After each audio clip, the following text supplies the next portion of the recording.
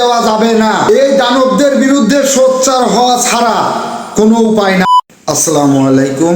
এই দেশটাকে আমরা এমনই চেয়েছিলাম যেখানে প্রতিবাদ করলে উধাও, যেখানে প্রশ্ন করলে লাশ, চাঁদাবাজ, ধর্ষক, খুনি এরা এখন সাহসের চূড়ান্তে।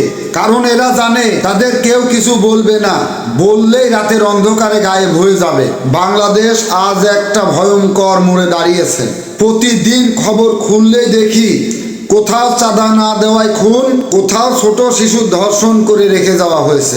আর এটা যারা করছে তারা প্রকৃত কোনো দলের লোক না, এরা দলের নাম ভাঙিয়ে লোকের মধ্যে বিভ্রান্তি সৃষ্টি করছে। তাদের কাজই হলো মানুষকে আতঙ্কে রাখা, গুম হত্যার মাধ্যমে মুখ বন্ধ করে রাখা, যাতে কেউ আর সাহস না পায় সত্য বলার।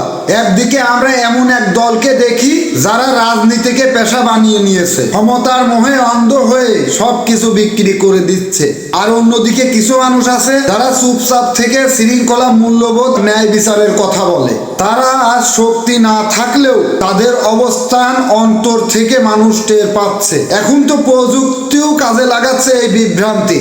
AI দিয়ে বানানো ভুয়া কণ্ঠ, মিথ্যা ভিডিও, সোজা সাপটা বিভ্রান্তি ছড়ানোর জন্য। মানুষ শুনে ভাবে এটা তো অমুক নেতা কথা বলছে, আসলে এটা সব সাজানো নাটক।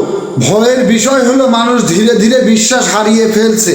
কাকে বিশ্বাস করবে, কাকে করবে না, এভাবে চলতে দেওয়া যাবে না। এই দানবদের বিরুদ্ধে সোচ্চার হওয়া ছাড়া কোনো উপায় নাই। ভুল ভ্রান্তি রাজনীতির সময় শেষ।